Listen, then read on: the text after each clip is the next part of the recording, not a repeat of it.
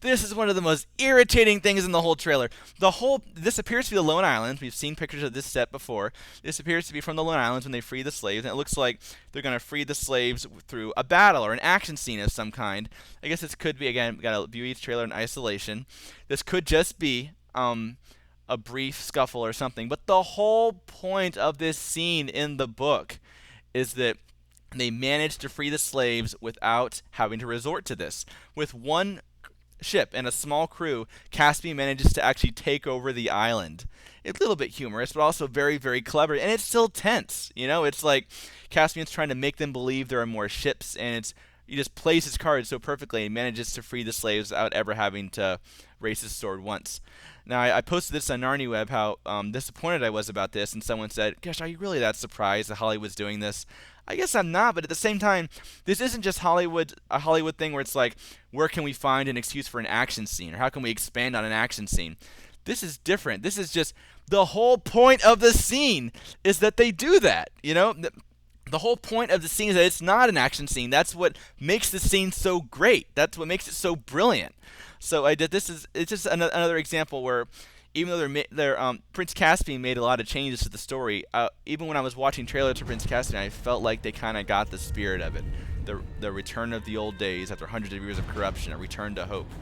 And this one just feels like they don't really get it. It's like they're basing this on, they looked at an outline of the plot of Voyage of the Dawn Treader, and I said, oh, let's make a movie out of this, rather than actually looking at the book and trying to honor that. The whole point of this scene is that it's not an action scene, so I find this endlessly irritating if they really do make a big battle out of this. And there's Lucy using Susan's bow. I'm not a fan of them passing down their weapons. I think that, I can understand Lucy using her cordial, it's hers. But we also know that Edmund and Caspian uses Rendon at some point, and possibly Edmund as well. I think that their weapons would be cherished. They would be like ancient artifacts, I don't think that, I think that at the end of Prince Caspian, I saw Peter giving Caspian a sword as a symbol it's a symbol I'm passing on. Even though we've had to learn humility, and at first there was a lot of tension between them, I'm passing on the kingdom to you. And now I see. I just think that they would be treasured. This is the myth becoming fact. They'd be ancient artifacts of the myth and legend. This would be like using the Declaration of Independence Day. Like, no, we treasure it. We put it in a case and proudly display it. That's more like what I think they would do with these weapons.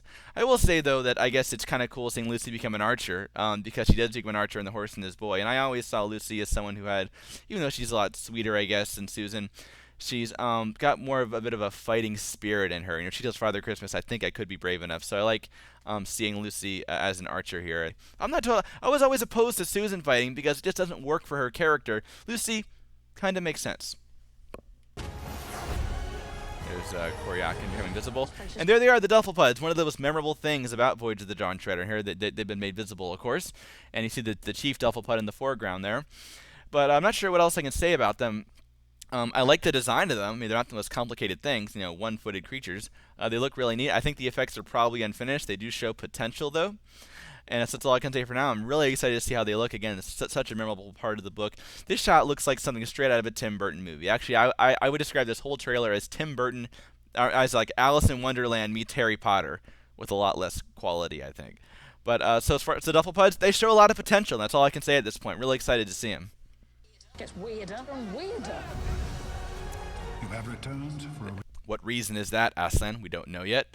What reason have they contrived for the movie? Here we see Caspian is going with them across the Silver Sea. That's not in the book. In the book, there's a very big deal where Caspian wants to go with them, but he can't because he promised he'd return, and it's really his duty as the King of Narnia to go back with the crew. And it's sort of heartbreaking for Caspian, but ultimately he does get there. At the end of the Silver Chair, he finally gets there, and that's one of the reasons why I love that moment in the Silver Chair. Like, he got so close to the world's end, then he could go no further. Then in the Silver Chair, he finally gets to Aslan's country. I think that's a really cool moment for him. Here, it just seems like they're going to spoil that, And also, I think the effects in this one, Jim Fan will disagree with me. I think the effects look terrible as always. Even Reaper Jeep looks kind of fake, but they're not done anyway, so it's okay. reason. Your adventure. Really interesting shot here. I guess the idea is that when they get to the world's end, the water just kind of keeps going and stops. It's really possibly a very cool visual for the world's end. It's one of those things that's almost impossible to visualize and make it satisfying. Is what does the world's end actually look like? It just seems like you're never going to be really happy with it because it could be so many things. You always imagine it's going to be something greater, and especially read the descriptions in the book. How do you visualize that and make it as satisfying as it is in your imagination? I don't know. But this looks really neat here. And this will obviously, it's supposed to be the moment where Aslan says, but there I have another name, which we know is going to be there. That's going to be the scene that everyone's really waiting to see. Are they going to get it right? Yeah, the words are in there, but are they really going to get it right? Begins. What are they doing there? You know, I mean, we known for a while they're going to have cameos, you know, but it looks like they're in their Narnian clothes. What are they doing here? Like, this is... I don't know what else I can say about this, except I'm so baffled. I was just talking to Jim Fan about it. Jim Fan is even more freaked out than me, I think. Like, it's not so much that I'm worried they made some terrible change, as it's just, I so badly want to know. Like, I don't think I've wanted to know something this badly about a movie in a long time. Like, I just want to knock on Michael Apted's door right now and say, why are they in this movie? Why are they, look, they're in their Narnian clothes. What are those red pillars behind them? Like, I just can't even understand. Either way, this is extremely misleading, just like it was in the theater stand, to imply that all four of them are going to play a role in it, having them at the end there. Really, really cheap, I think, of Fox. But what else can I say about this? I'm just freaked out by the fact that they're there. I mean, at the end of the Prince Caspian movie, all Aslan said was, you guys won't be coming back. Didn't say we're back to. It could just be back to Narnia. So none of this story takes place in Narnia. So technically, they could come back. I mean, I don't think they'll have a brief role, but it's like, why are they bringing them back? What are they doing? I can't even begin to speculate right now. I'm sure I'll have ideas in the future, but right now, just totally baffled. Now. So there we have it, and main thing that annoys me here is you've got kind of a snowy theme going on here. I know there's like one snow scene with the Magician's Book they show in the trailer here, but is that really a big enough deal to style your whole logo around it? It's just so cheap. Again, they're trying to remind you of Lion, the Witch, and the Wardrobe. Even if we'll kind of continue here, and you see that they use the snowy background, almost the exact same background they used for the Lion, the Witch, and the Wardrobe trailer. So that just seems really cheap to me. They're trying to remind you of Lion, the Witch, and the Wardrobe, which is a much more successful movie, of course. And so that just seems really cheap. So that's it. We're at the end here. Overall, obviously it's a terrible trailer, but as much as possible, really trying to view these shots in isolation. I still don't think it bodes very well for the movie. There's just so many weird things in this trailer. This is one of the weirdest pieces of Narnia marketing yet. Just like I know I said that about the last time. I think the teaser poster was one of the most uninspired pieces of Narnia marketing. The theater stand was one of the weirdest. They just may have topped this. This is a weird trailer that looks really cheap. It looks like a direct-to-video sequel. So right now, I'll admit, I'm not feeling that good about the movie. Now, maybe I'm just trying to look at these shots in isolation. Maybe I still just can't get past the fact that it's such a terrible trailer. But for now, I'll say that even though the other Narnia trailers for like Caspian and Wardrobe, I overall felt pretty encouraged. This one is kind of discouraging. I'm not feeling.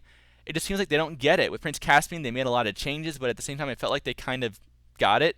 This one, I feel like, well, I guess they seem kind of closer to the literal story, but it just seems like they don't get it. Like with making an action scene with the Lone Islands and not really understanding it's not about saving Narnia, it's about a personal journey.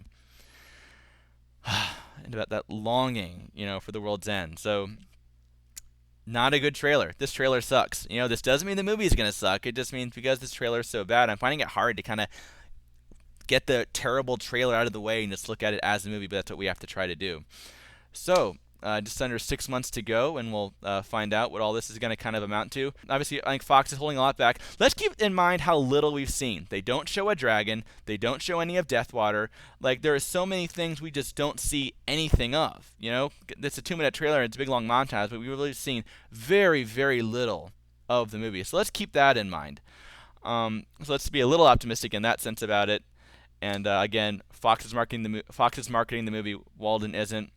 Let's just sit back and hope the next trailer is more encouraging. But ultimately, all that matters is the movie's got to be good. Never mind if the trailer sucks.